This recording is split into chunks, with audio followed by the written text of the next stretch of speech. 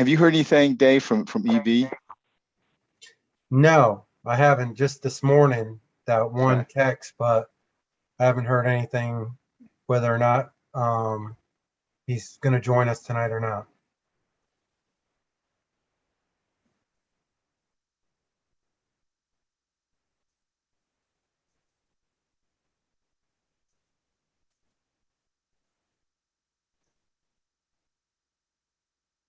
Is Cindy in the Tuesday night class with? I I don't know.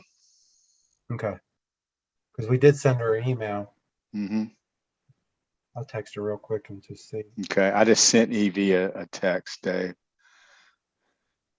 Guys, hopefully this will be our last sort of course correction until the end of semester. So I really appreciate everybody just kind of working through some of these issues. It's just, sometimes it happens. We've got to course correct, and there's nothing good or bad about it. It's just a course correction. So I really appreciate everybody's patience as we work through this. I thought I Dave, if you'll had give me, Cindy's number. I don't have it, so let me see. Pastor Denise wants to text her, Let me see. and I'll send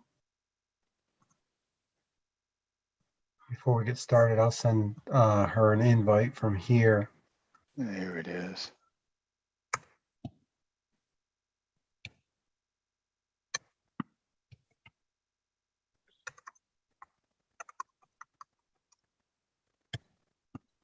She must have a different email address. I can't. Wanda will have to do it when she gets back here. All right, Dave, I sent Cindy a message as well. So Okay. let's go ahead and get started. So we'll share screen and we'll go ahead and start working our way through. Let me record right there.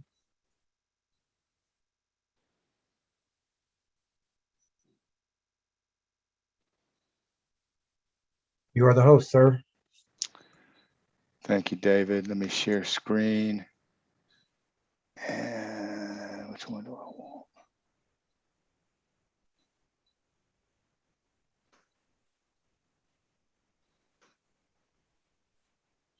Not that one.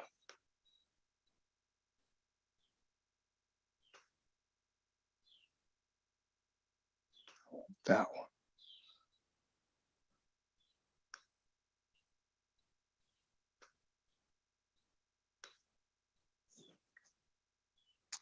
All right, guys, thanks for jumping in. We sort of ended sort of right in this area last week. Just, again, continuing to talk about how perception and reality, belief systems, habits, behavior, information, and experience, really how all of this really predicates a lot of what happens in our life as we navigate all of the information and everything that's coming at us during the course of a day.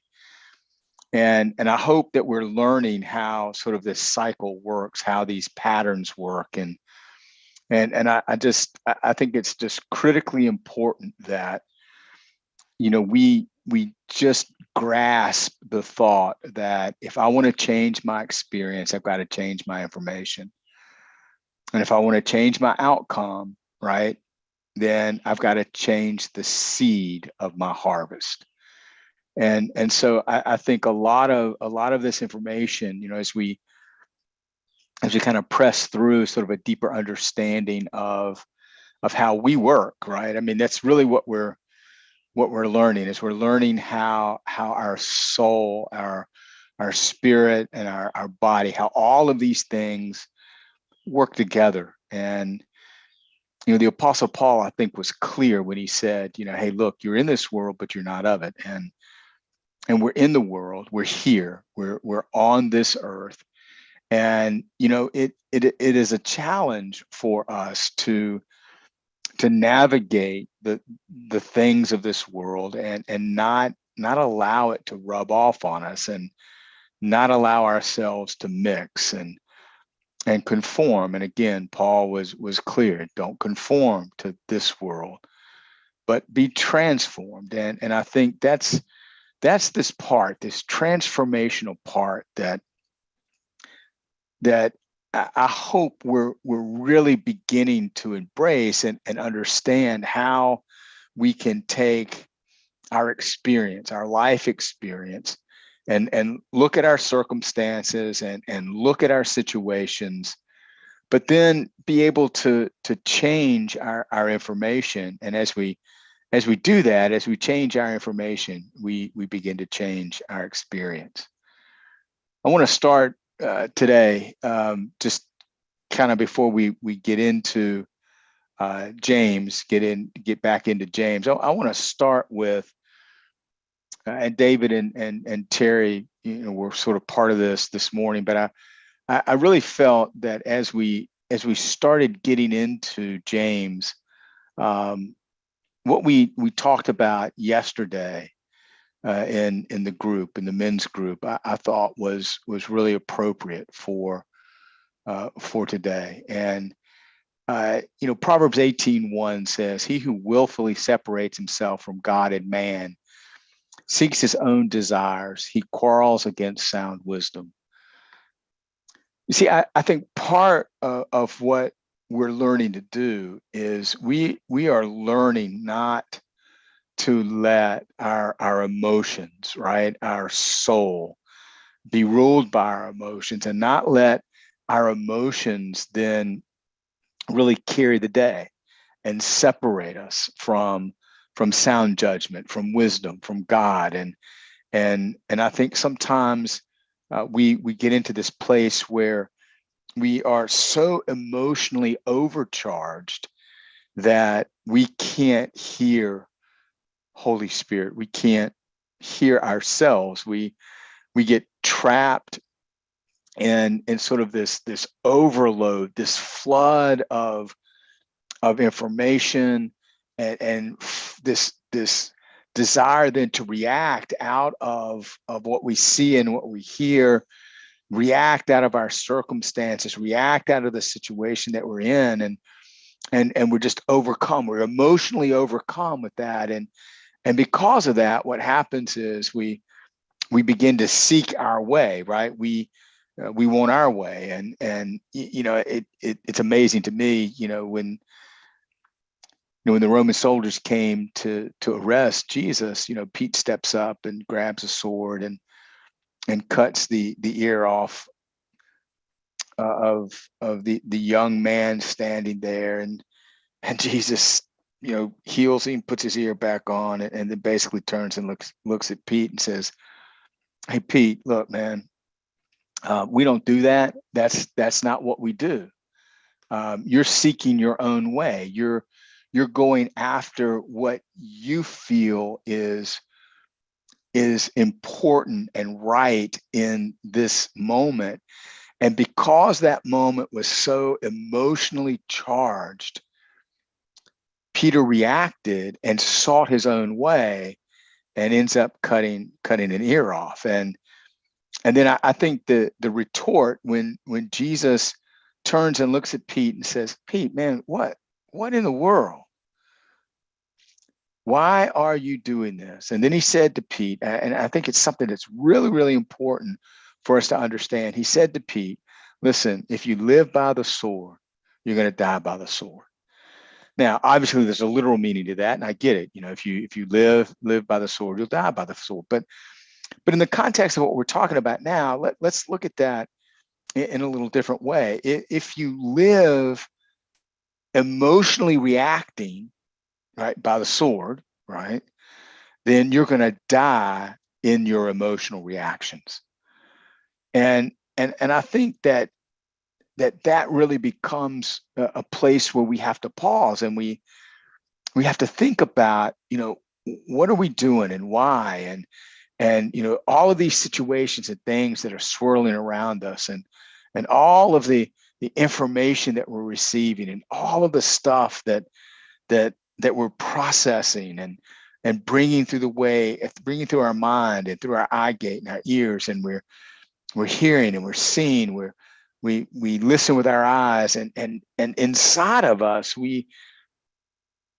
if we don't know how to be acutely aware of our reaction, the way we react to things, the way we react to uh, our emotions, the way we begin, we'll die by those emotions. We'll react. We'll live by the sword. We'll die by the sword. And that's really what happened to Pete. Pete reacted. Pete, the situation was so emotionally charged with what was happening and what was going on that Pete literally reacted emotionally, and he wasn't aware of the moment. He wasn't aware of himself. He wasn't aware of Messiah. He wasn't aware of that moment with Messiah and the calling on his life and the plan and purpose that he was here on the earth for. He reacted in his own desire. He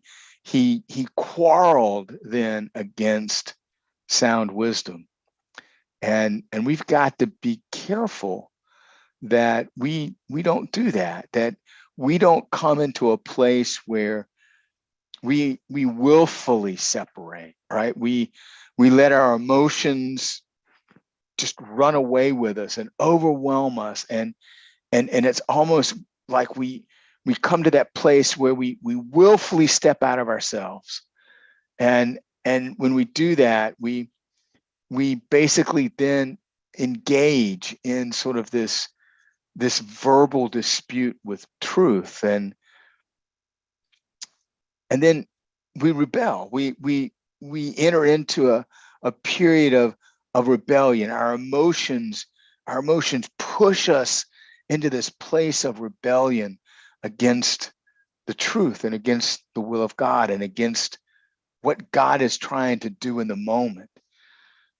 And I think that really becomes our quest, our challenge in the midst of everything, is that we have to understand that all of these situations that come around us are testing us. They're bringing us to a place where we have to learn how to be really aware of our emotional outburst.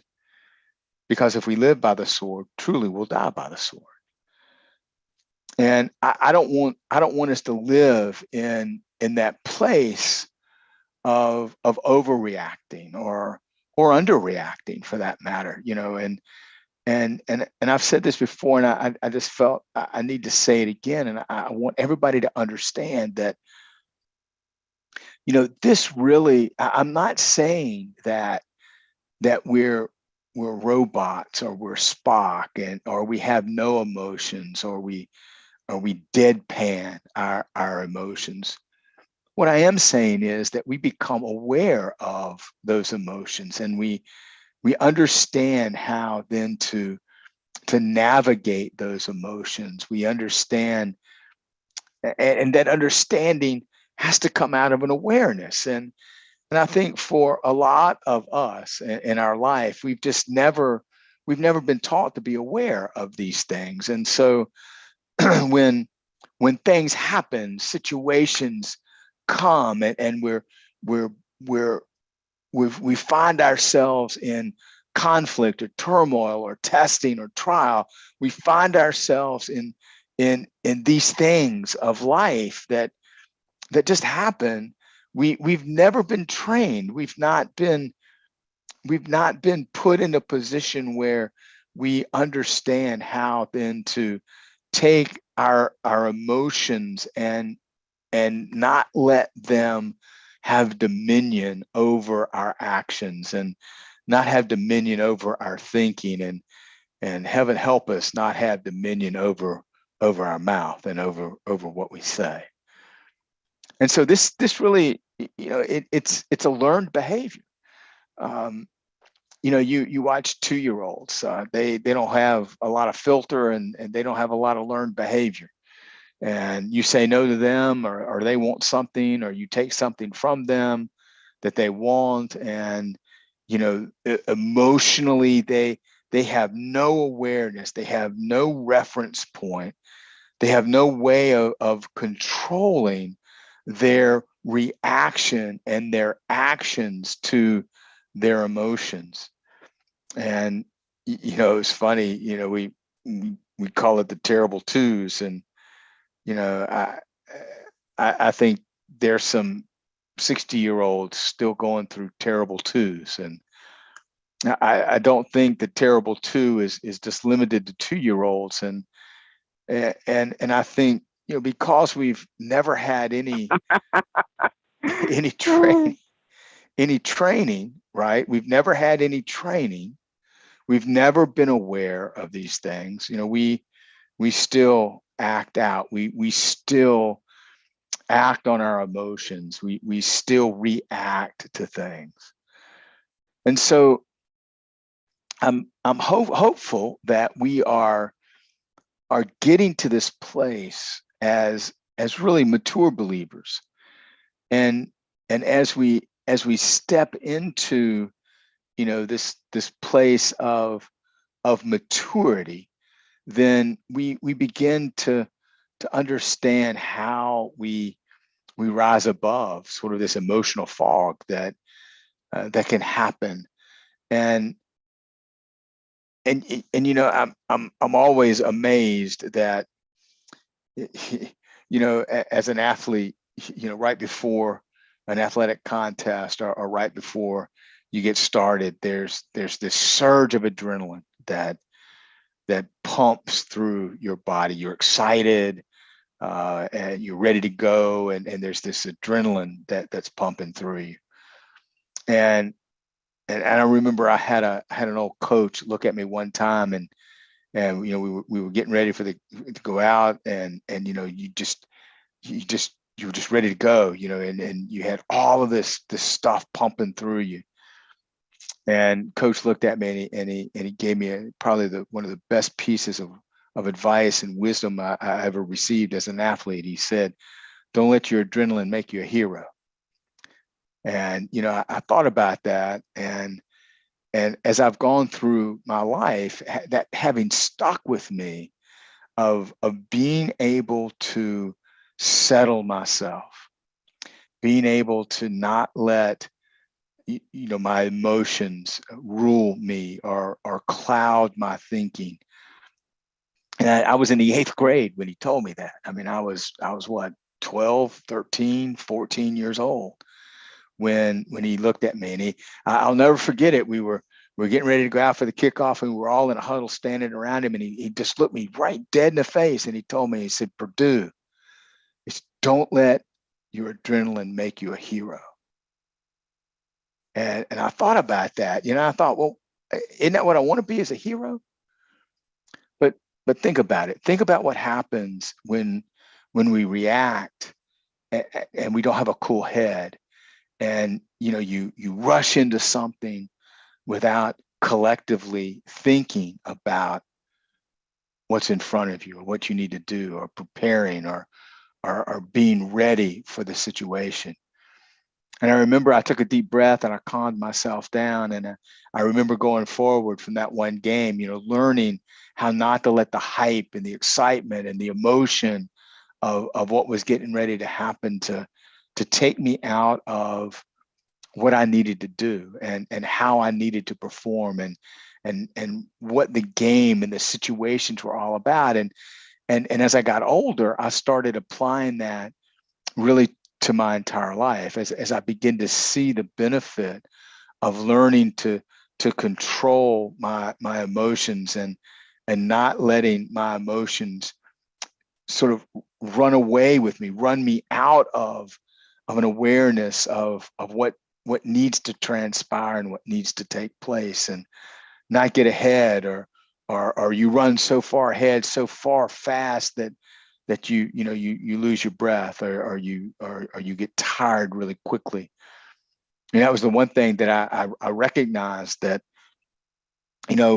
first 5 minutes of the game, if you're just being fueled by adrenaline, the minute that adrenaline stops dumping, I mean, it's like you've run 2 marathons, and you can't catch your breath, and you're gasping, and you're out, and you just, because all that adrenaline, you've rushed around, and you've played to that adrenaline, and then all of a sudden it's gone, and you got to come out of the game. You'd raise your hand, and they'd send the sub in, and you'd run out, you'd you'd bend over at the waist, and you just gasping for air, and I never put all of that together, until I got older as an athlete. I began to see, that first 5 minutes, that first 10 minutes, the first series, the first couple of plays, the first at bat, the first inning, the first 5 minutes of the wrestling match, whatever it was, that if I could regulate my emotions, then I could start and compete at a steady state throughout the entire contest. I didn't have that winded letdown that I had experienced in the past. And then, like I said, as I got older, I started applying that, throughout my life, not only in athletics, but, in the classroom, on the job, in dealing with other types of relationships, with my own personal life, with the challenges and circumstances of life that I faced as a young married man, a young father. Guys, you got to realize I was 20 when I got married, and I was 21 when Anna came. And I mean, I didn't have a lot of life experience, and I'm working, I'm married. I don't even know what that's all about. I'm in love with love, but not really sure I'm in love with my wife. You're just married. You're just caught up in all of this emotion, and then you throw a small child in the mix, and then a year and 5 months after that, there's another child, and you're trying to. Yeah, I'm not even 25 yet. I don't have a clue about anything, and I caught myself just in that period of time, in that sort of that first 5, 6, 7 years of marriage, where my life was just, I was just up and down. I was, if things were going really good, man, it was great. I loved it. Life was great, fantastic, and my marriage was good, and my children were great, and man, it didn't take much to turn the screw, and the screw turned just a little bit, and all of a sudden all this emotion comes crashing back down, and then your marriage isn't good, and your children are bad, and you hate your job, and you don't want to get up and go to work in the morning, and it just, I was just on this roller coaster of life. I was up, I was down, I was high, I was low, I was moody, I was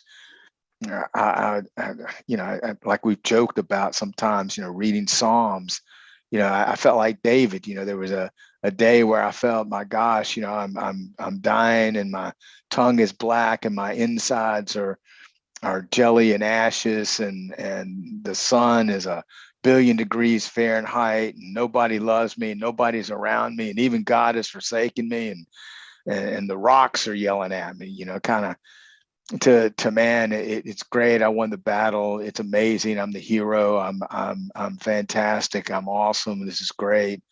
And you're up on the mountain peak and down in the valley, up on the mountain. Man, it was just, my life was a wreck. And it was a wreck for Denise. It was a wreck for my children. It was a wreck on the job. I mean, it just, nothing seemed to fit. And it was through that period of time I sort of began to have this epiphany about life, and about what was going on. And I remember one day Denise and I lived in this really tiny 2-bedroom. It was 2 bedrooms, a bathroom. It had a den and a kitchen, and that was it, man. That's all we had. And I was driving an old Volkswagen Rabbit diesel, if you can imagine that. And 2 small children, and we're trying to make ends meet. And I was working at American of Martinsville, in in a training program there, trying to learn the industry.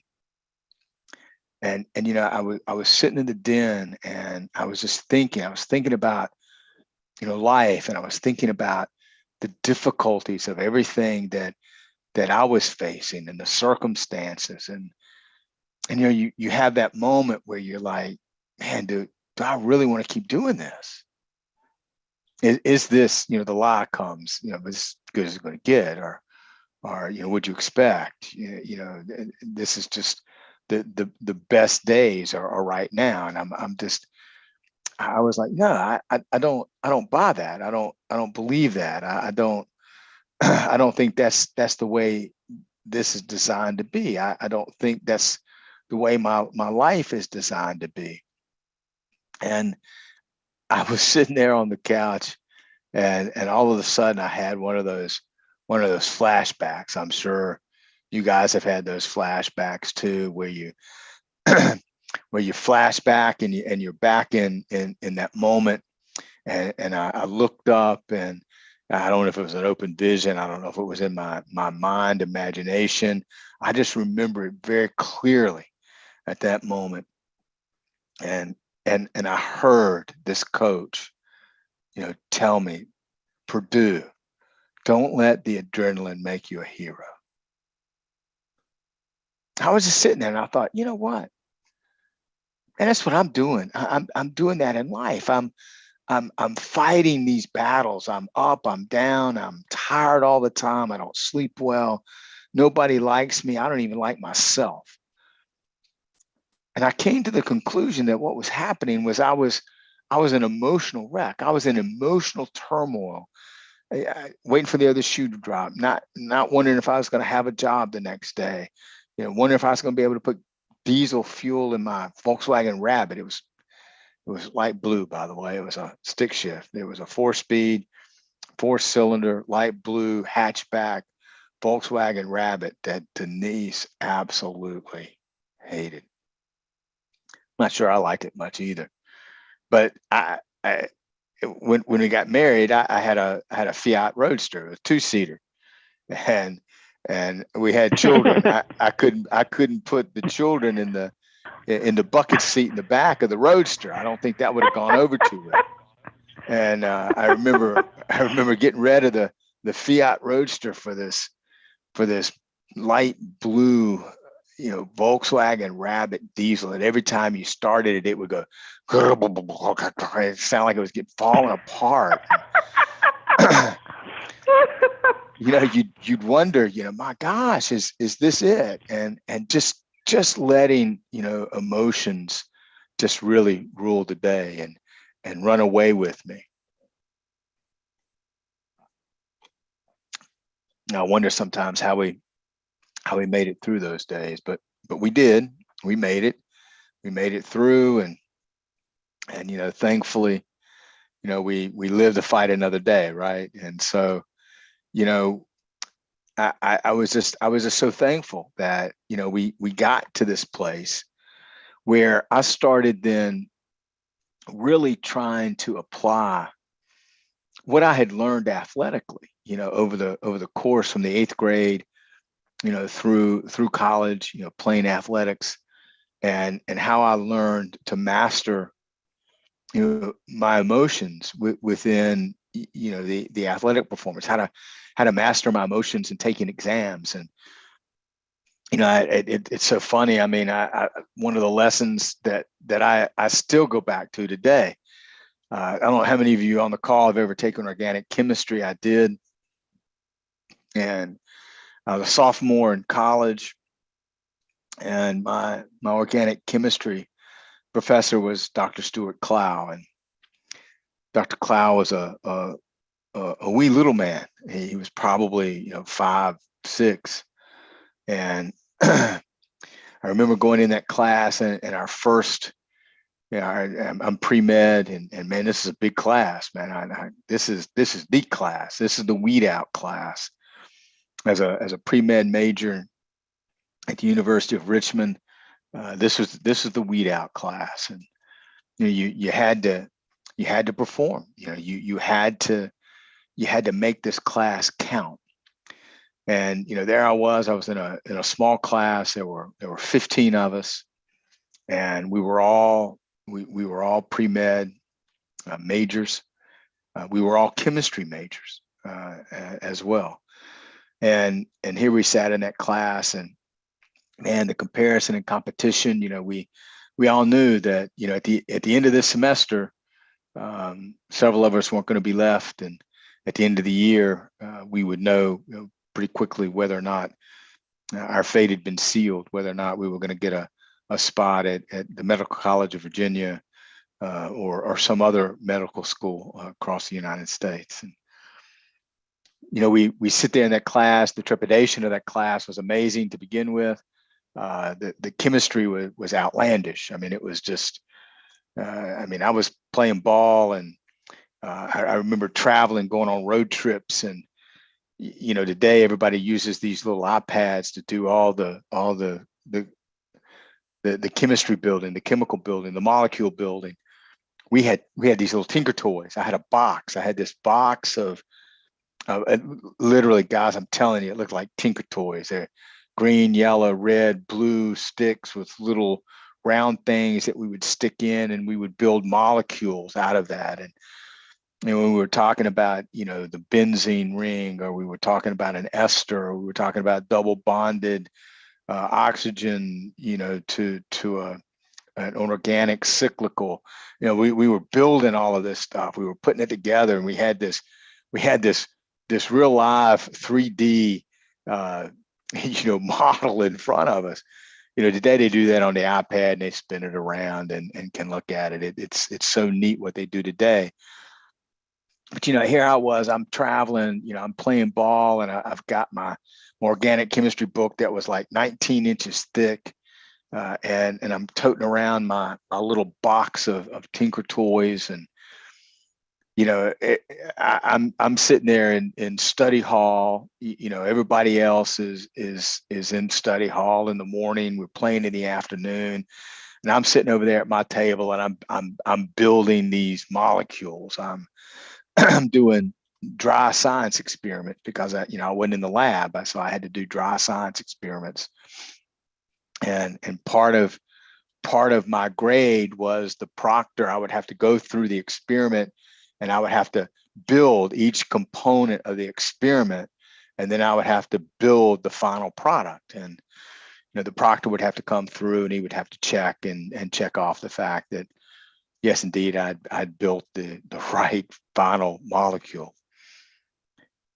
Man, it was a mess, man. I tell you, the pressure that was involved in that was incredible.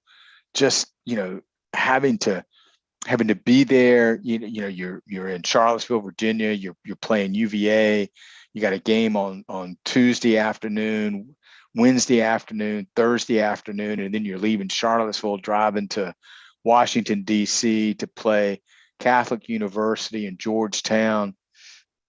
And then you're then you're leaving D.C. and driving up to Landover, Maryland to play University of Maryland. And then you're driving all the way across Maryland to Annapolis to play the Naval Academy.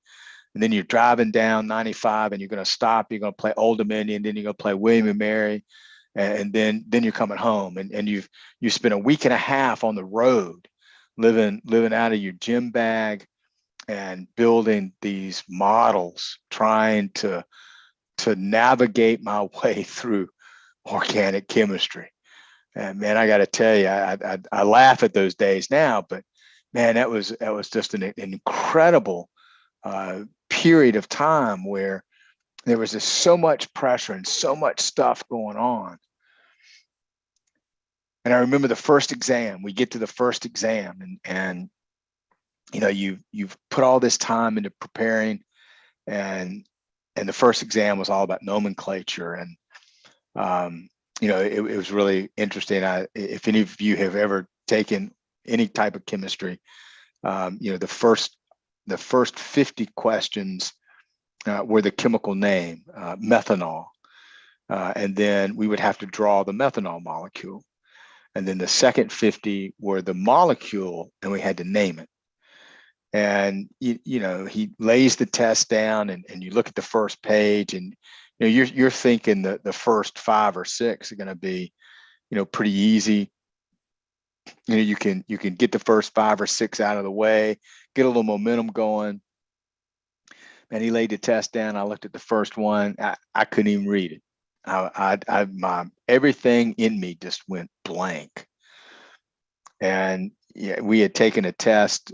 We had taken a class our first week in school on how to take tests, and they sort of walked you through when that happened. Well, then go to the back page, start at the back and go forward. So I turned it over and went to the back page and looked at the last question and couldn't even read it.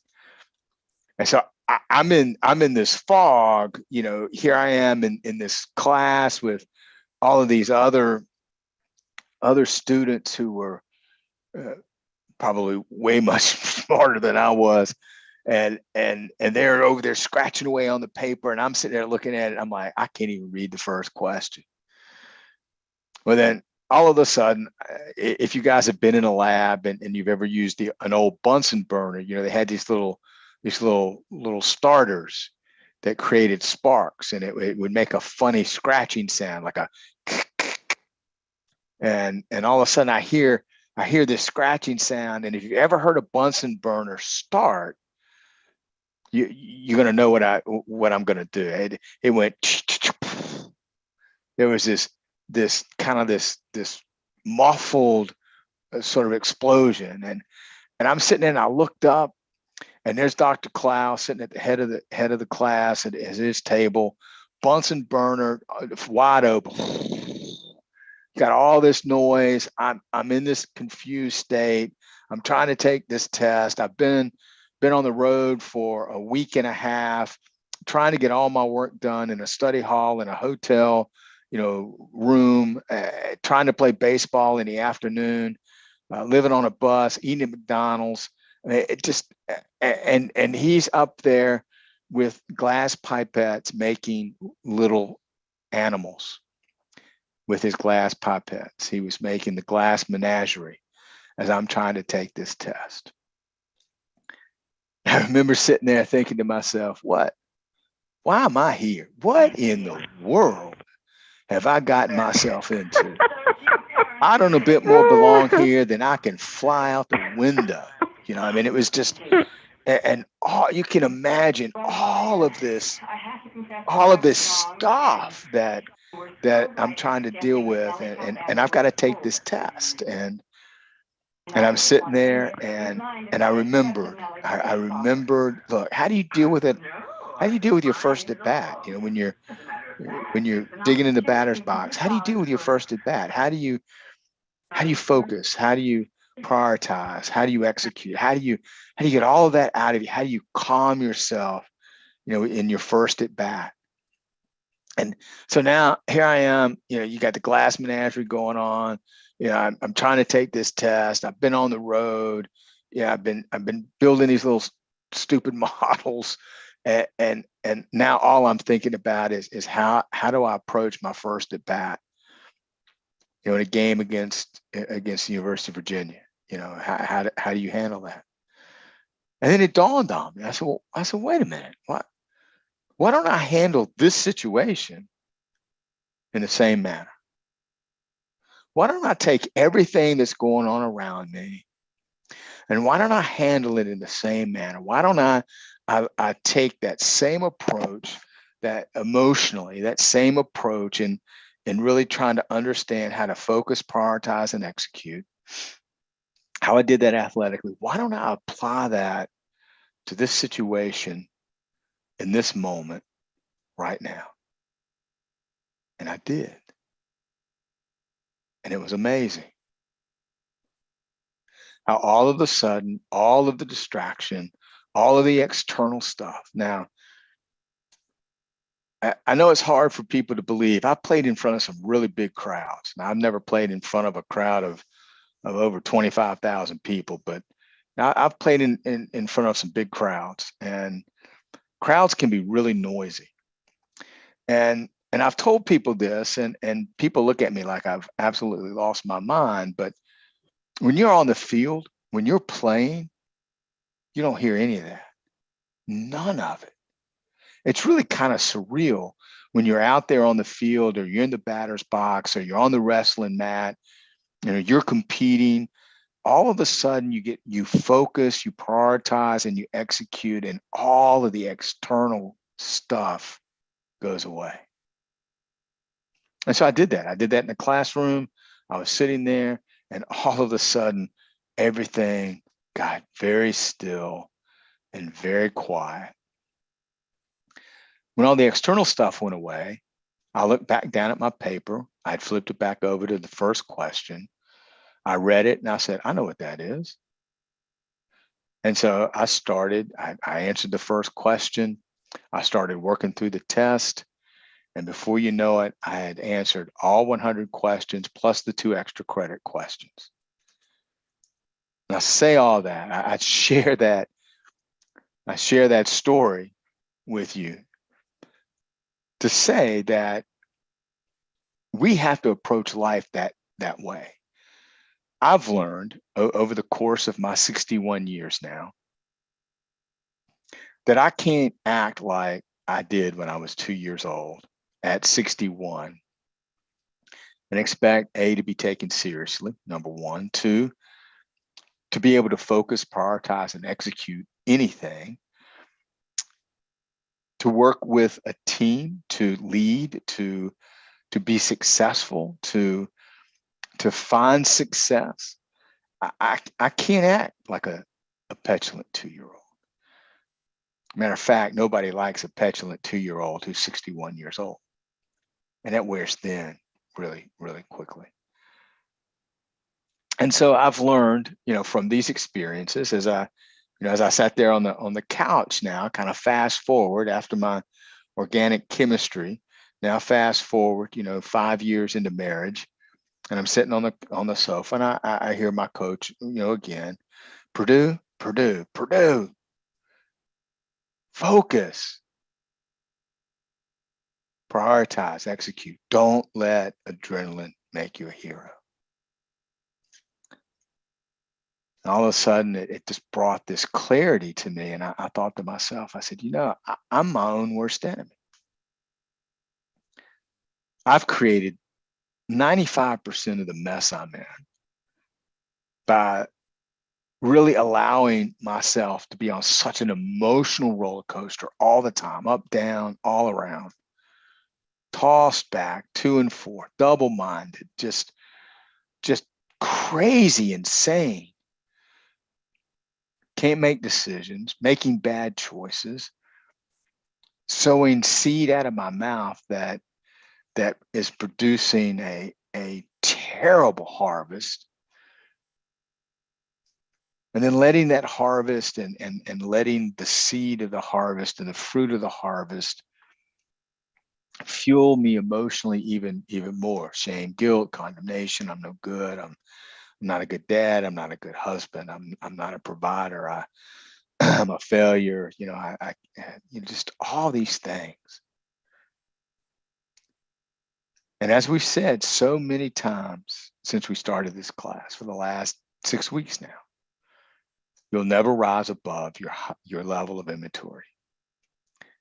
And I am convinced now, after walking on this earth for 61 years, after going through my life experiences, looking at the course corrections in my life, the things that have changed me, that have brought me to this place, I begin to realize that if I stay insecure, and really, isn't that the root of it? Insecurity. And the root of insecurity really is not knowing who you are. And so if I stay insecure, right, I'm going to stay immature. If I stay immature, I'm not going to enlarge my capacity to contain more of everything he has for me. So I think we all have a choice. We all kind of run headlong into this place where we're running a race, and we have to figure out how to navigate the course, and we have to do the work. We've got to put the hard work in. We've got to do things in quiet, things in secret, things that nobody's going to see or know, for Friday night to be a success. I mean, I was always amazed at people who would come up, after an event, whatever it is, you win your wrestling match, and people call, man, you're awesome, you're great, it's amazing. And I would always tell them, look, if you want to know where the success of that match came from, if you want to know where the success of that at bat came from, you come watch me put the work in tomorrow. You come get up at 5 o'clock in the morning with me. You come follow what I do in order for you to see the success. See, success really comes out of our ability to put away sort of our double-mindedness with regards to following the path, the way, the truth, the life. I mean, we want all of these things, but as we'll see in James here, we run headlong into this place where we've got to make decisions and choices, and we can't let our emotions rule our decisions and our choices. We can't let our emotions get us to a place where we really are doubting and we really are double-minded and unstable and restless. Because when we get to that place, then, and it's no wonder our emotions are a wreck. No wonder we have no peace. It's no wonder we have no joy. It's no wonder we don't find our stride in life. I think if most people could find their stride in life, I really don't think the storms would matter. I don't think the trials would matter. But the reason we don't find our stride is we don't understand the process. We don't understand what the test is for. We don't understand what Holy Spirit is after. And because of that, because we don't understand it, because we haven't looked at James 1, 2 through 8, and we haven't wrapped our arms around this in the right perspective, in the right context. And we'll see as we read this in several different versions that there is a real process here that produces one of two things. It either produces the greater or the lesser. It produces abundance or lack.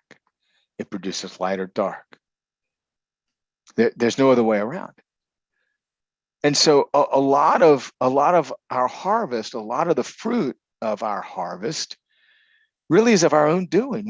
We have created the circumstances, we've created the situations, we've created the seed, we've sown that seed, and we're reaping the harvest. We've gone through this period of time in our life where we've been so ruled and swayed, and we're so up and down, we're so battered, we are unhinged at times emotionally, that we come to a place in our life where we look around and we really do then begin to wonder, man, is this it? Is this all? Is this the best it's going to be? Is this the best it's going to get? Is there anything better than this? And I want to tell you tonight, there is. I want to tell you tonight that no matter what the storm is, no matter what the test is, no matter what the experience is, no matter what is going on in your life right now, I don't care what it is. And we all have a story. All of us are in certain places. I tell my dad all the time, look, everybody's got a bridge to cross. We're all crossing our bridge. We're all on the journey. We're all in the process. We're all on the path. But sometimes I think because we we don't understand the process that James lays out, we lose sight of the prize. And I want everybody tonight, everybody that listens to this recording, I want you to understand that you can win the prize. You can win it. You don't have to run this race and fail. Now, that said, in order for us to get to that place, right, we have to we have to understand the process. We have to understand how to embrace it. We have to understand the promise that we're given in the truth of God's word and in the power of redemption. So let's look at James 1, 2 through 8. I'm going to read this in the Amplified first. And I just want you to listen. I want you to listen to the words, and I want you to see what James is outlining here. And he starts it off by making this incredible statement right at the very beginning. The joy of the Lord is our strength. Man, we love quoting that, right? And without joy, right? Without joy, I'm telling you, it's impossible. Joy, grace, mercy, peace, all of these things. But James opens up this part of the narrative by saying, consider it nothing but joy. Nothing but joy. Now, it doesn't leave a whole lot of wiggle room in there, does it? When he said, consider it nothing but, that doesn't mean there's a way around this. There's another option. There is not another option. The other option does not exist. It's not there. If there's another option, and you'll see this in a couple other versions, a couple other translations of this. If there's another option, then you're double-minded, right? You're looking for a way out. You're looking for your own way. You're looking then to become your own person, to separate. You're looking for autonomy. And let me tell you something about autonomy. Autonomy is the antagonist of the way and will always choose to contend and bicker with the designed path to accomplish our destiny, period. Listen, consider it nothing but joy. There is no other way. There is no other option. It's joyful, period. And we to consider it, that means we have to choose to consider it, right? This is a choice.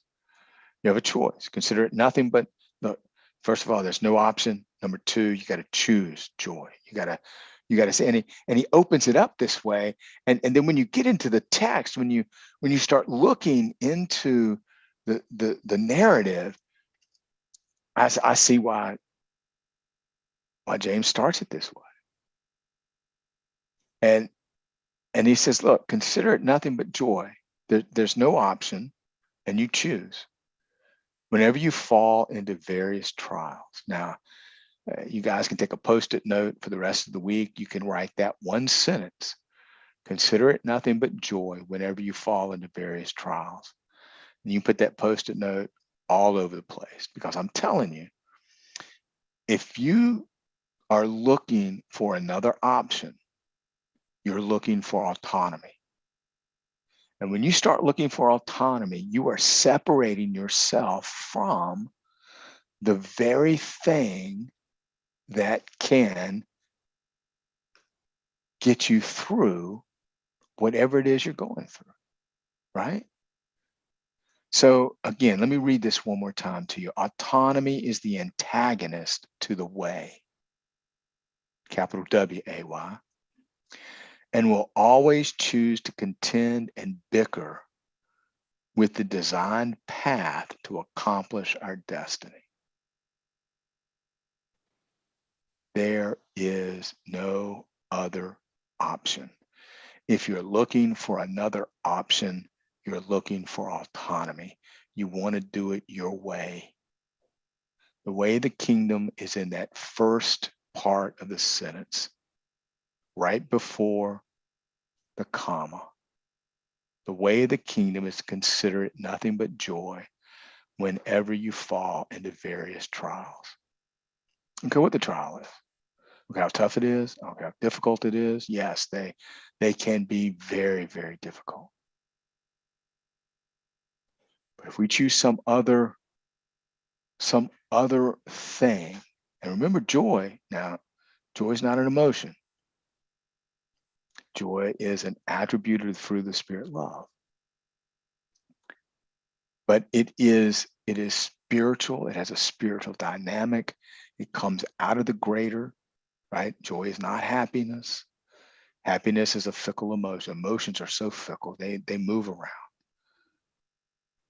We've got to see and understand that if we're looking for another option, then we are looking to do it our way.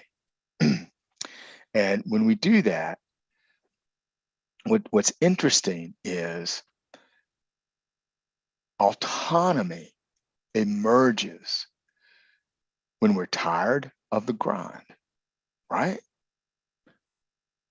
Various trials, and I mean, this term various is pretty interesting, but various trials. We get tired, we fatigue, we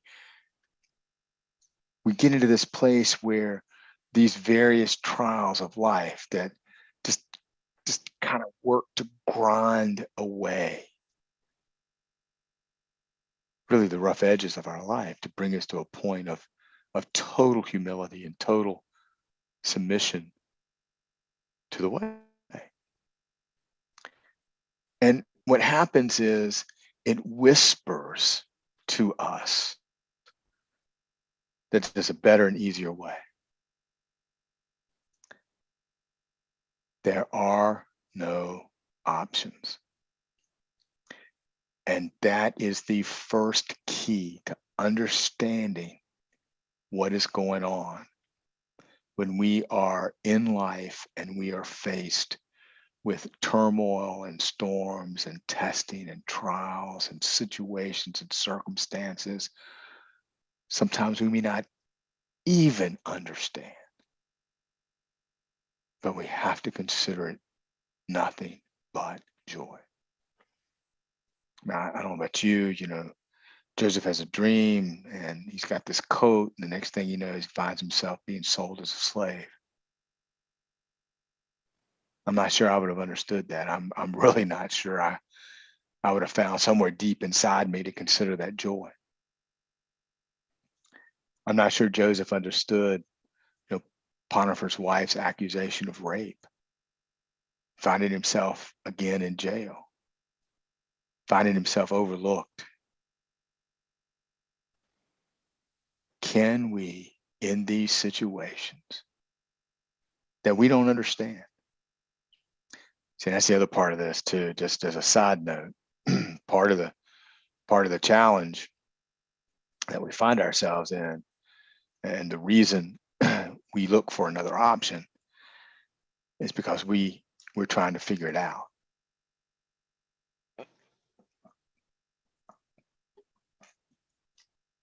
Some of these things you're just not going to figure out, guys. Some of these things you've got to accept that you're not going to be able to have everything in place and figure it all out. You just have to trust. You're going to have to not look for autonomy, not look for the option, not look for the other way, and to say, you know what, God, I'm going to consider it joy. Hey, I'm in it. I'm in the storm. I'm in the test. I'm in the trial. But I'm going to consider it all joy because I'm not going to become autonomous. I'm not going to look for my way. I'm not going to look for the better and easier way. I'm not going to try to figure this out.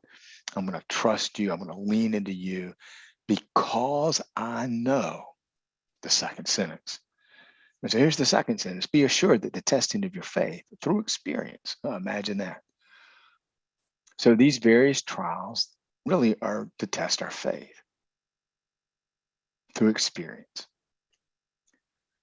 And I tell you what, I wish, way back when, that as I was building my experience based on, what limited information I had at that time, really none about the kingdom of God, but Had a lot of religion, right? I had a lot of stuff, but really nothing about the kingdom of God. And I'm building my experience. Man, I would have really liked to have known and understood that really these tests, trials, storms, the chaos of life, really is nothing more there than to test your faith.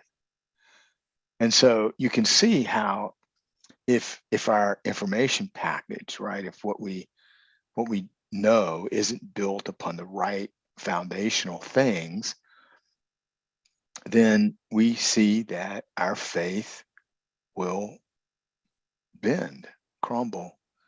Sometimes it'll cease to exist. Sometimes it'll fail.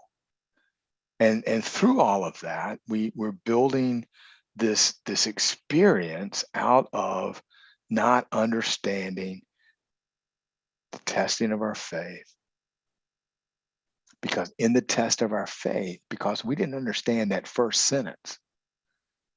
See, guys, I got to tell you, nobody taught me that first sentence. Holy Spirit taught me that first sentence. But I can tell you, after I was born again, say 1973, nobody sat me down like we're doing tonight. Nobody ever taught me that first sentence. Nobody ever told me that I could look for the alternative. Nobody told me I could look for another option. Nobody told me that I had a choice, that my choice was to choose joy. Nothing but joy, no matter what's going on. No, nobody taught me that. I would dare say most, if not all of us on this call tonight would be in a position to say that, yeah, man, I sat down with somebody when I was 13 and newly saved and went to James 1, 2, and read that first sentence to me and discipled me out of that first sentence. And so what's happened is we don't understand then that this testing, this experience produces endurance, which leads to spiritual maturity and inner peace. Man, there's the key. Where does maturity and inner peace come? The endurance, the testing of our faith. Well, when's this going to end? I don't know. Maybe never. I mean, we find ourselves, we come in and out of seasons, right? We understand that seasons change, that we come through these prolonged seasons of tending, right? The seed that has been planted. You've heard me say many times about what do we do, during the period of germination. When you don't see the seed do anything, you've actually buried it in the ground. I mean, you can't see what it's doing. You have to trust that the germination period is taking place, and then you see the first shoots. You've got to water and weed and you've got to tend the seed. That's a long season. That season from seed to planting to harvest, that's a long season. But it's through the endurance of those seasons that we begin to harvest maturity and inner peace. Man, two huge benefits of enduring the season, of enduring the test, of enduring the trial. And so the key then really becomes not looking for the other option. Right. So if I'm in this lengthy period, this lengthy season, and I start looking for the alternative, I mean, we can go back to the first sentence, we can stay in this sentence if we want to, and we can start talking about endurance, and we can start talking about the length of the season that we're in. And we can begin to look for another way. We can again become autonomous. And as we become autonomous, again, we find that autonomy comes, and autonomy will always be the antagonist to us finding and fulfilling our destiny. You see how that works? I mean, so here, the first two sentences, we see sort of the choice we have to to to stick it out, to grind it out, to stay within the season, to not look for an easy, better way, to not try to figure it out. And it doesn't make sense. It's crushing me. Well, good. It's killing me, even better. Right? I mean, I know the kingdom sometimes just never makes sense. You know, the way up is down, have life, die, to have more, give. I mean, you know, we've talked about that, you know, years ago, you know, in first year class. Third sentence, and, right? So it's interesting in the Greek, there are no punctuations. And so, you know, we've talked about conjunction, junction. And so, you know, this could just be really, we can take that period away if we want to be assured that the testing of your faith produces endurance, and let endurance have its perfect result. So wait a minute. Here we are, we're in a position in that first sentence to choose autonomy, or to just consider it nothing but joy, to choose joy, period. In the face of whatever the season is, whatever the trial is, whatever the test is. So that's the first test. Second test then is be assured, right? There's an assurance here. There's a promise that what happens is this testing of our faith produces endurance. Now, I don't know how you look at that, but when I see that, that means that if it's producing endurance, then there is sort of this action working that we have to engage and work through to produce something, right? And so if we're producing endurance, that means that it's over a prolonged period of time. It's called an endurance race, not a sprint. I tell the guys all the time, it's an ultra marathon. It's not even a marathon, it's an ultra marathon. And I say we want the results. You know, we want the 40-yard dash. As a matter of fact, we just want the shuttle run, not even the 40-yard dash. Can we do the 5-yard shuttle in 15 seconds and be done, instead of, you know, running this ultra marathon that builds endurance.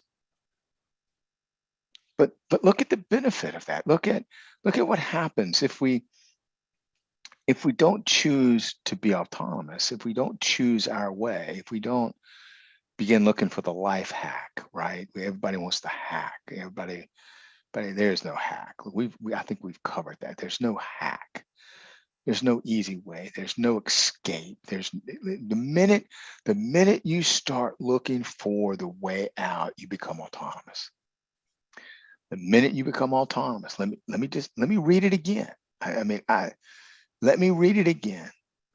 That when we become autonomous, autonomy is the antagonist to the way, capital W-A-Y, to the way, and will always choose to contend and bicker with the designed path to accomplish our destiny.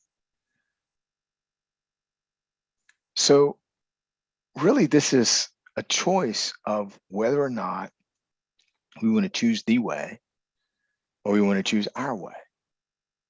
Choosing our way, we become autonomous. And when we become autonomous, we step away, we step outside of the designed path, the designed destiny that God has for us. And then we wonder why we miss it all the time. And why do we not find that place? Why do we not find a greater measure? Why are we never enlarged? Where's our promotion? Why are we not realizing the season of harvest? Well, we're not realizing the season of harvest because we've now become autonomous to the process, and we're looking for the shortcut. We're looking for the easy way out. We're looking for the hack. Now you can go to bookstores now and you can walk up down the self-help, right? The self-help aisle of the bookstore.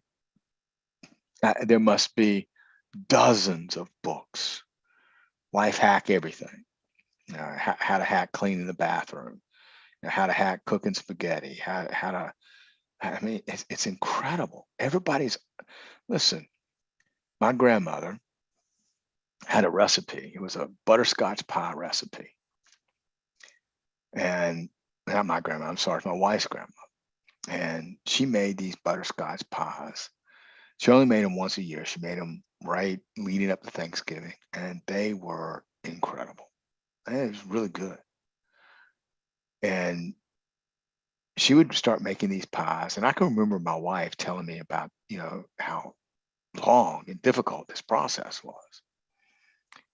At that time, I didn't really care because all I wanted was a slice of butterscotch pie. Man, it was so good. You go up there for Thanksgiving, eat a piece of that butterscotch pie. And she would always give us one to take home with us. And you would just kind of ration it as you ate it slowly because you knew that was the only time you're going to get that pie was at Thanksgiving.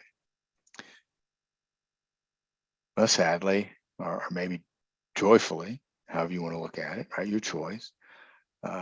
She passed away, and with it went the process of making these butterscotch pies. And so we went through maybe a 10-year stretch after she passed where there were no butterscotch pies. And finally, Denise said one day, I'm going to make a butterscotch pie. And I just laughed. I thought, you got to be kidding me, honey. You don't know how to make that butterscotch pie. So I have Nanny's recipe, and I'm going to try to make this butterscotch pie. So we started trying to make the butterscotch pie. And I can tell you the first one was a colossal failure. I mean, I thought I was going to burn the house down. I thought Denise was going to give up. She said, no, I'm not giving up. We're going to figure out how to do this. And I remember she had an epiphany in the middle of trying to figure out how to do this. She was going through the steps of the recipe, and then what she was doing was she was looking for her way of doing it, right? Yeah, there's the XYZ, and she was following the XYZ, but then she was kind of doing her own thing within XYZ. And she looked at the recipe one day, and there were all of these little handwritten notes. Now, I don't know about how your recipes look, but if you've got one that's from a grandmother or great grandmother, it's probably handwritten, and there's all this chicken scratch and these notes all over it. And I remember Denise sat down and she started studying all the little notes, and she started studying, where the notes were, and she started looking at XYZ, and all of a sudden she had this epiphany. She said, you know what? I'm trying to follow the recipe, but I'm trying to do it my way. I'm autonomous to the process. And she said, I'm going to do it. I'm going to try to follow exactly the way Nanny made these butterscotch pies. And I got to tell you, it took all day to do it exactly the way Nanny had taken that recipe and kind of worked through it and created this process of creating these butterscotch pies. Well, I'd be daggone if she didn't figure it out. Moral of the story was we cannot be autonomous to the process that's designed to create the fruit of the harvest, period. And that's what we do. And we see it right here. We see it in what Jimmy is saying. And he goes on, he says, hey, let him this perfect result. I mean, I want the perfect result. And I want the thorough work. See, again, we're trying to find the shortcut. Man, let me out of this. Let me out of this prematurely. I mean, that's really what happens, right? We get in the midst of something, and we want out quickly. We're premature. We get out of the process too soon. Because if we let it have its perfect result and its thorough work, look what comes after that. So let endurance have its perfect result. Let endurance do a thorough work so that, as a result of, that's what so that means, as a result of letting endurance have its perfect result and a thorough work. So that you may be, if I had everybody in class, I'd make you say this word out loud, perfect and completely developed in your faith, lacking in nothing. The end result of endurance, the end result of letting the process work, letting the process play out, letting not trying to become autonomous, not trying to look for the way out, not trying to look for the shortcut, the hack, not trying to be premature and getting out of what's going on, is that you lack nothing. I don't know of a person on this call tonight that would look me in the face and say, man, I want to get into a place where I lack nothing. I think we all want to get there, but look how we get there. First sentence, no alternative, it's joy. Don't look for the alternative. Second sentence, be assured, endurance is coming through the test. Third sentence, endurance has to have a perfect result and a thorough work. Why? So you lack nothing. And I got to tell you, this is very charismatic. I get it, right? And there's a lot in this that requires us to choose properly. And there's a lot of emotion that is within this process. But go back to that first sentence. Consider it nothing but joy. Joy is not an emotion. Joy is an attribute of the fruit of the Spirit. It is supernatural. It is powerful. It's from the greater. It comes out of the Spirit of God, out of Holy Spirit. It's joy. Consider it joy. Without that, I'm telling you, this whole process falls apart, because what happens is in the midst of the process of endurance, of the working of through experience, there's a lot of emotional stuff going on. I don't know about you, but I'm not a very good distance runner. EV's not on the call, but he is. I'm a ground pounder. If I go out, I'll run 7 miles. It takes me an hour. It just I pound the ground, and I hate it. I can run 2 miles pretty easy, but man, I'm telling you, you get me beyond 2, and it's like, oh my gosh, I don't want to do this. I blah blah blah. Endurance is built through a lifetime. And the only way you build endurance is you got to go one step beyond where you were yesterday. You got to improve every day. If we choose not to go beyond where we were yesterday, we're not building endurance. We're building status quo. The human body is amazing. It will adapt to anything. And I've watched people come into the weight room, and all of a sudden they start and they've never lifted before, and they make they're in there a couple weeks, and next thing you know, man, they're throwing around these huge weights. But they never vary their routine. They keep doing the same thing over and over and over. And guess what? Your body adapts to that. And so progressive overload really becomes the method of improvement in the weight room. Progressive overload. You're constantly one more rep, a little more weight, one more rep, a little more weight, one more cycle, more reps within the cycle. You're constantly adding to. It's always a progressive overload. Guys, I got to tell you, this endurance that we're talking about here to get to the point of lacking nothing is progressive overload. This is over the course of a lifetime where we are allowing the testing of our faith, this progressive overload in us, to have its perfect result, to do its thorough work, that we lack nothing.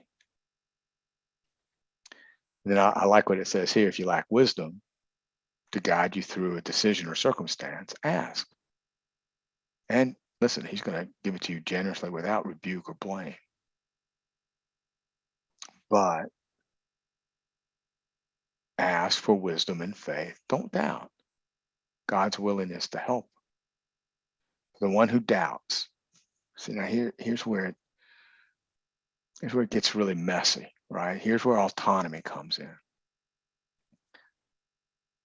You see, if we doubt God's willingness to help us through this, and we start looking for our own way, then we separate ourselves from wisdom. We separate ourselves from the benevolence of God. We separate ourselves from the designed pattern and process that, guys, you got to realize everything has been designed specifically for you by a benevolent God who loves you, who desires to give you good things and bring you to a point where he can promote you into a position of containing a greater measure of everything that he has for you. We've got to see that. See, the challenge is to see that. What we do is we forget that, and all we see is, how much longer? Are we there yet? Are we there yet? How much longer? Are we there yet? How much longer? Are we there yet? Are we there yet? Are we there yet? No, we're not there yet. Let's play the alphabet game. You go through the whole alphabet one time, and are we there yet? No, we still got 4 hours. Well, let's play the alphabet game again. You see, there is a place where monotonous repetition brings us to a point where when we can overcome the mindset that it's monotonous repetition, that's when we break into endurance. As long as we're trying to figure out why this is monotonous repetition, why I got to do it again, why I got to do it again. Dawson was watching Karate Kid the other day, the new one, where Jackie Chan is the master, and I can't think of the young African American actor who plays the Karate Kid. But there's a sequence in there where he's introduced to Jackie Chan, and he's working with him about taking his coat off and putting his coat on. And it's really fascinating. I mean, if you understand what we're talking about here, and you understand sort of this process that we've been talking about for the last 5 weeks, here's this young this young kid who's introduced to the master, right? Who doesn't, in this movie, Jackie Chan didn't quite look like Bruce Lee, I can tell you that. It's really interesting. And they're introduced, and the young kid, all he wants to do is fight, man. He wants to learn to fight. And Jackie Chan takes his coat off and hands it to him and says, "Put the coat on." The little kid looks at him and like what? Put the coat on. Puts the coat on. Take the coat off. Takes the coat off. They put the coat on. Puts the coat on. Take the coat off. Well, young kid's starting to get like, you got to be kidding me, And he looks at Jackie Chan and he says, "This is stupid. Why am I doing this?" Jackie Chan doesn't answer. He says, "Put the coat on." And he throws the coat down to the ground. He says, "I quit." You see, that whole sequence is about choosing autonomy. The whole reason of monotonous repetition, of doing something over and over and over and over and over, it's about autonomy. It's about choosing our own way, choosing the easier way.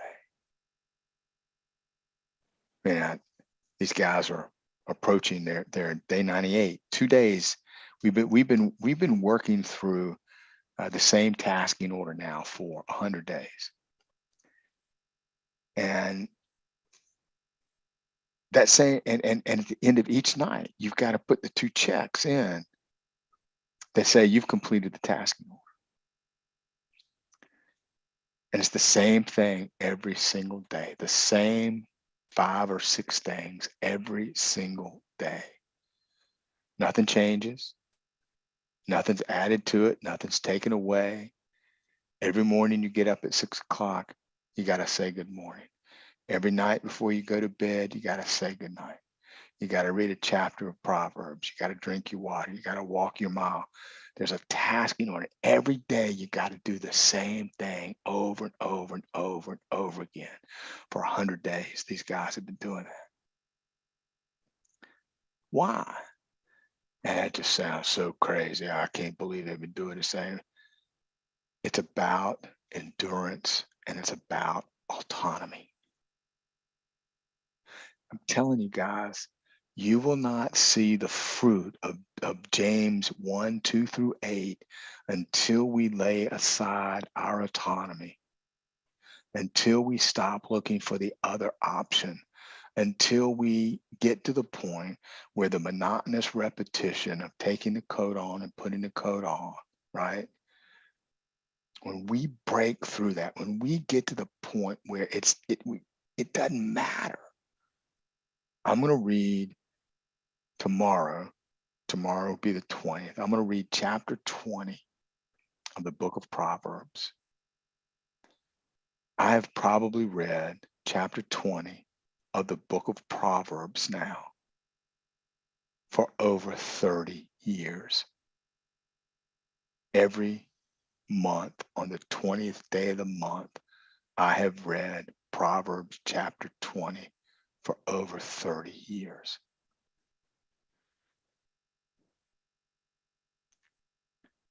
You have got to see what endurance does, what repetitive habits do. And we've also got to see that we must have the help of God, of Holy Spirit, of grace and mercy, of joy, in order to get to this place where we're lacking nothing. Because if we doubt, look at what happens. For if we doubt, for the one who doubts is like a billowing surge of the sea that is blown about and tossed by the wind. That's not a good place to be. For such a person ought to not think or expect that he will receive anything at all from the Lord. Wow, that's pretty sad. So look what doubt does. So autonomy, right? If we're looking for another option, what are we doing? We're doubting God can get us through. We think we've got a better way. We think we got a better option. We think we know better. We think we can find the hack to get to the harvest quicker. Well, look what happens. I mean, this sentence to me is, man, this is almost a rebuke. For such a person ought not think or expect. Don't think or even expect. There is no expectation of receiving anything if you choose your own way. If you choose to go your own way, don't even have an expectation of receiving. I think it's interesting as we're going through this scripture,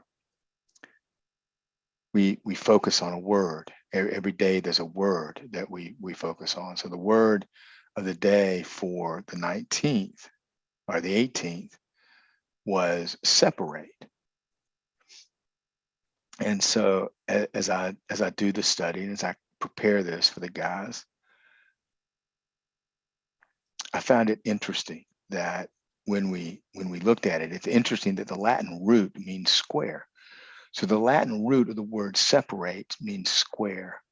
This boxes us in and holds us captive. It reduces our capacity to grow, advance, and mature.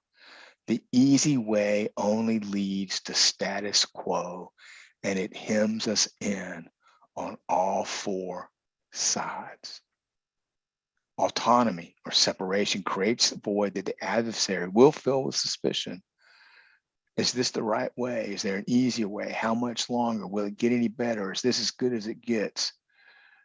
What happens when we choose to be autonomous, when we choose to seek the option, it plants the seed of hopelessness that will eventually make our hearts sick. And we must avoid that at all cost. Why? For such a person ought to not think or expect that he will receive at all from the Lord. Being a double-minded man, unstable and restless in all his ways, in everything he thinks, feels, or decides.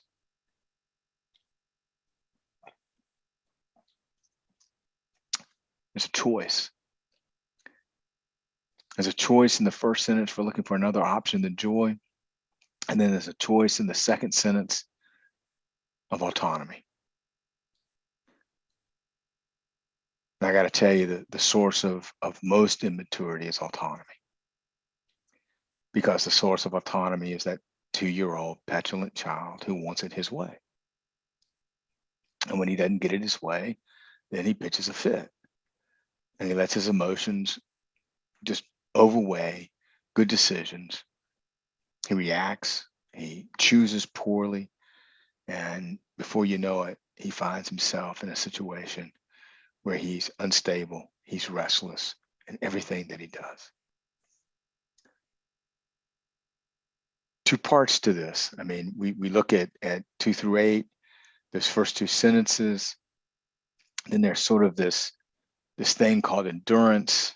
There's the working of that endurance. And then there's this wonderful conclusion that if we get to there, we lack nothing. And then there's this, hey, look, if you lack wisdom in the midst of this, ask. Don't be autonomous, ask. Have God, have Holy Spirit walk you through this. So this really just, it becomes just so important to us. And that's why I wanted to spend this time sort of walking through this. Now, let's look at this in another version. Got about 20 minutes. Consider it a sheer gift. Now, how about that one? Consider it joy, not consider it a gift. When tests and challenges come at you from all sides. Boy, it sounds a lot like our separated hemmed in, doesn't it? You know that under pressure, your faith life is forced into the open and shows its true colors. Man, Mr. Peterson, as you wrote this, that's a tough pill to swallow right there. But don't you see, I mean, after going through it in the Amplified and after spending, all the time we spent kind of walking our way through that, consider it joy, not consider it a gift. These tests and challenges, look, they're coming at all sides. They create pressure. And then this pressure forces our faith life out in the open, and it reveals its true colors.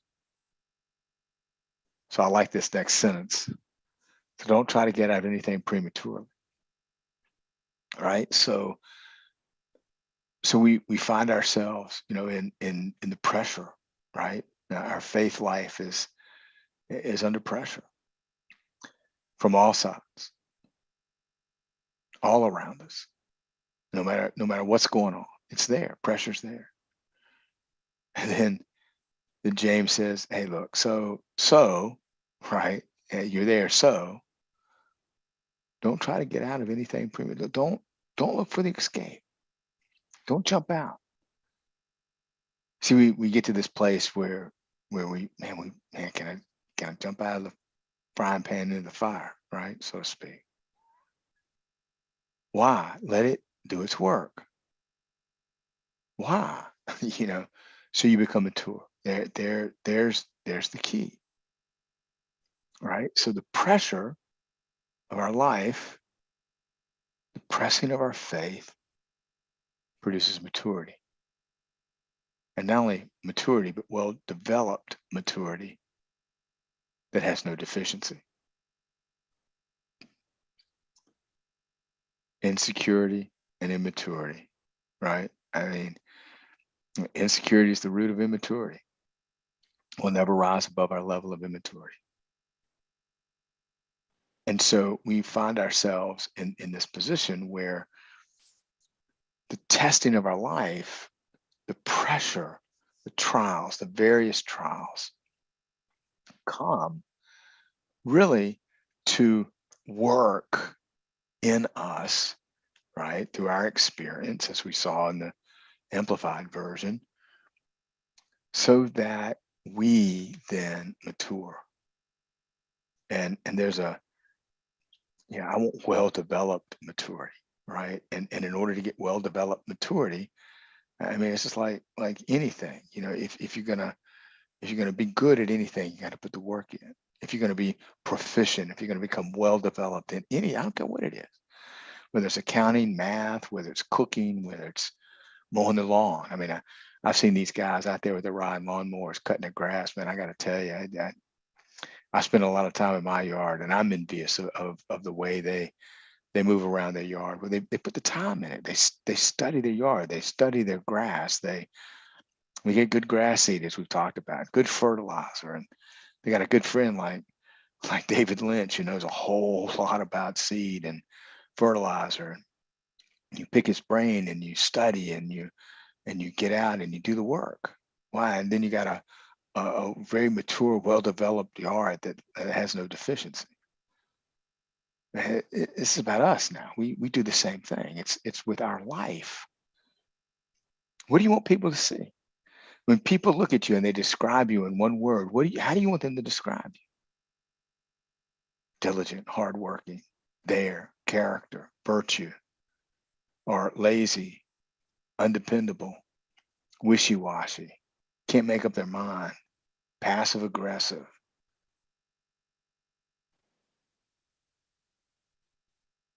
So if you don't know what you're doing, and sometimes we don't, right? Pray to the Father. Hey, look, if you're in this place and the pressures of life and you have no clue, pray. Just pray. Don't try to figure it out. Don't look for the escape hatch, shortcut, hack.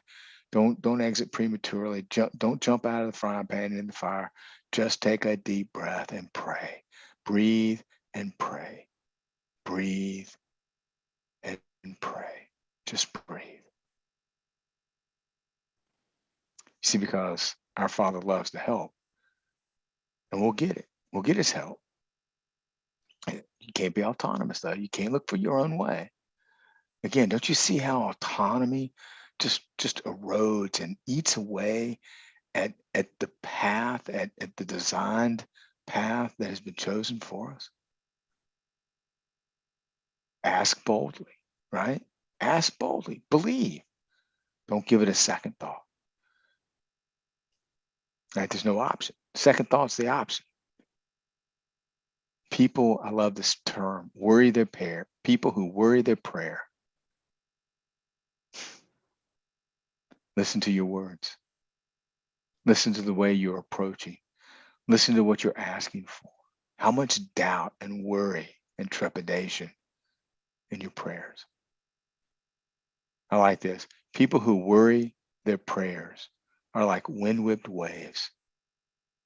Don't think you're going to get anything from the master that way. Adrift at sea, and what? Keeping all your options open. There is no option. There is no other way. There is no other side to this. It is the way of the kingdom. I am the way, the truth, and the life. No one finds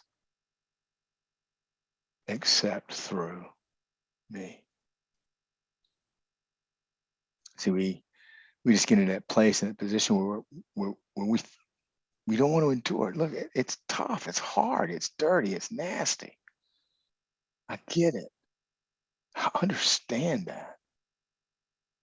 But if we keep looking for the easy way out, then we're not going to get the job done. Past Saturday, I bought a chainsaw and had it for a couple of weeks. And so this past Saturday, I told Dawson he didn't have soccer on Saturday, and he was home with us. And I told him, I said, look, Dawson, this Saturday morning about 10 o'clock, we're going to go out with a chainsaw. We got some work to do. And I said, you're going to help me. And he got really excited about it. He said, oh, okay, Papa, I'd love to do that. So we got up, we walked out, we're dressed, and it was a sort of a cool, overcast day here in Martinsville, and I cranked up the chainsaw, and I had a down tree that was sort of over on the side in between my house and one of our neighbors' houses. And I'd used a handsaw. I'd cut most of it up with a handsaw, but I finally got to the part where it was too thick, and I could have, I'm not gonna say I couldn't use the handsaw, but I waited to purchase the chainsaw. And so we walked over there, and I told Dawson, I said, here's how we're going to do. We're going to start here. We're going to kind of learn the process. And I started cutting up that it was a dogwood tree. I started cutting the dogwood tree, and I cut it up in probably about 8-inch pieces. Probably not 8-inch, probably maybe 2 feet. 2 feet pieces. And I'd cut it, and Dawson would bring down, pick that thing up in his arms, and he'd carry it over, drop it down. And we worked, and it started raining, drizzling, and we stayed out in the rain, and he was dirty, and we had sawdust all over us. I had bumped up against a log, and I scraped my shin really bad, and my shin was bleeding, and we had our work gloves on, and we were dirty, and it was raining and muddy, and we were out there, we were stomping around, cutting these trees down, dragging everything off. And it started raining, and he looked at me and he said, Papa, we're going in. I said, no, we'll go in when we're done. And he kind of looked at me really funny, like, really? I said, yeah, we're not done. We're gonna, it's not raining. If it was a deluge, I'd have gone in, but it was just sort of a drizzle. And we stayed out in the rain, and we kept working and hauling and tugging, and the look on his face, when we were done, and he was like, man, this is so cool.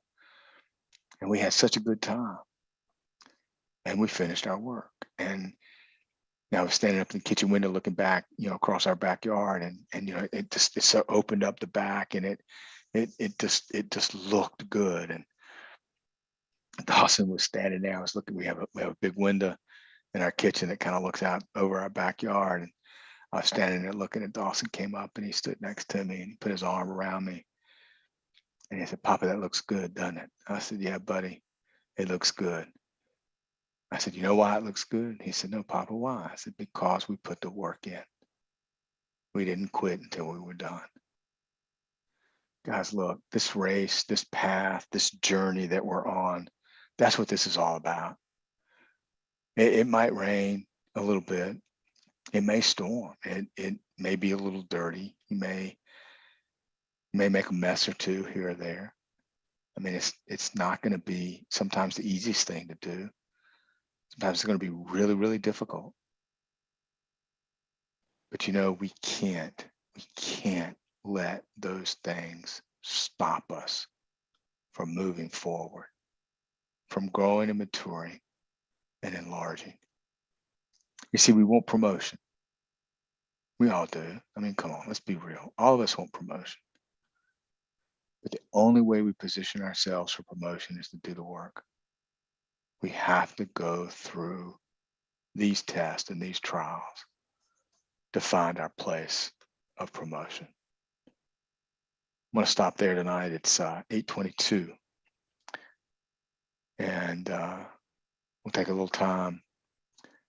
And I want to hear from you guys. I want to hear what you guys have to say. And about tonight. So I'm going to start tonight with Cindy. Cindy, what'd you learn tonight?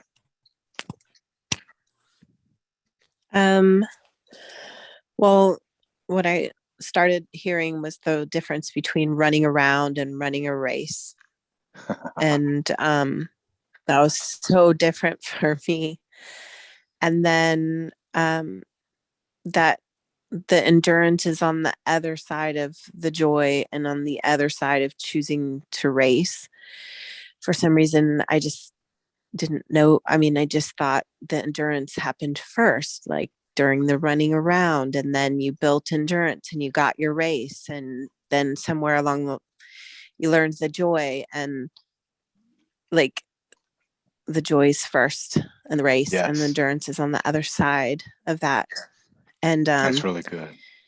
And then you can't quit. Like it says, don't quit, not quit prematurely, but don't stop prematurely. The only way you can be in that is if it's a race. Like there's no choice. If you're running around, there's nothing to quit. There's nothing to get to that place. And so all of that was just a lot. That's awesome. That's really good. And that Jesus was the way, like you enter in through Jesus, you said on the message, but you enter in through joy. And then I just saw that kind of connection, that he's the way, but joy is the way. You have to enter in and choose joy first and take all the options off the table. Like the options are the running around. And so, that's good. Good stuff. Hey, Maggie Fahey, welcome in. Good to see you with us. There, could you hear me?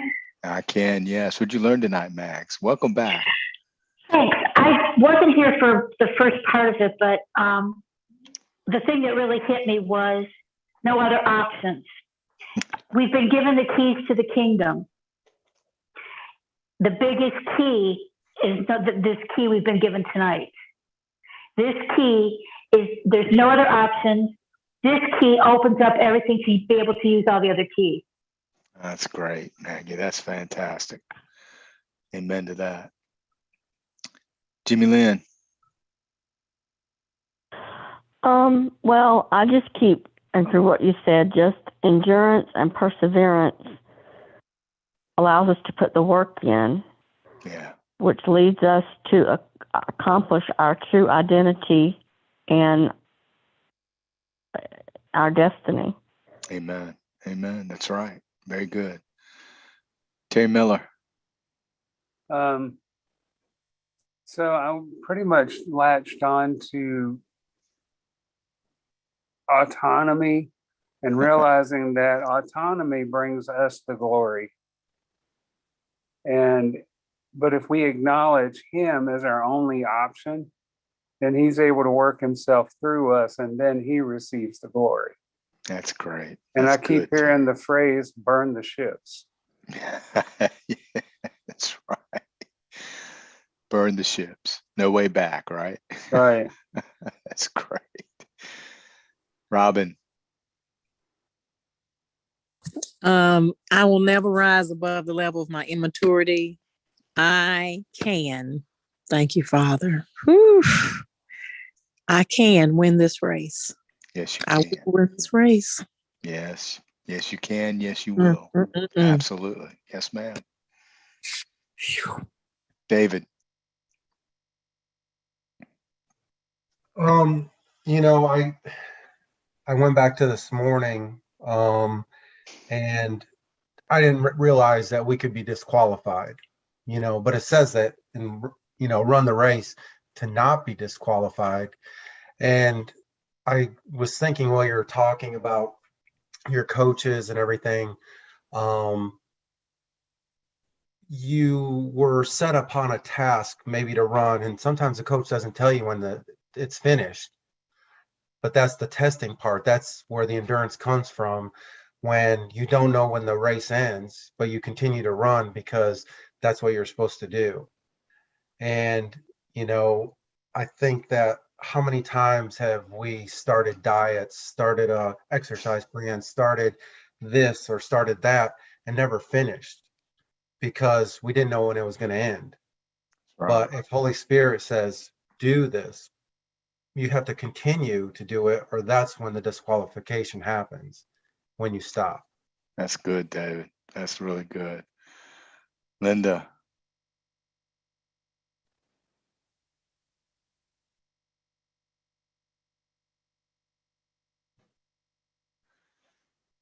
All right, guys, great class tonight. I really trust that we're getting better every day, right? I mean, that's really what it's about, getting better every day. As of right now, as of today, we will be in the classroom next Thursday. Okay, we'll go back to the in-person meetings next Thursday, unless you hear otherwise. And what we'll do is probably around Sunday, make an announcement about in-person meetings, in-person classes for next week. We'll send the email around just like we did this past Sunday. David and Wanda just do amazing things helping Denise and I do all the administrative work, making sure that everybody understands what's going on. So as of right now, as of tonight, we will be in the classroom next Thursday. If we're not in the classroom, we will have class next Thursday, but it'll be on Zoom, just like we did tonight. With that, David, I'm going to give you control back. Make you the host.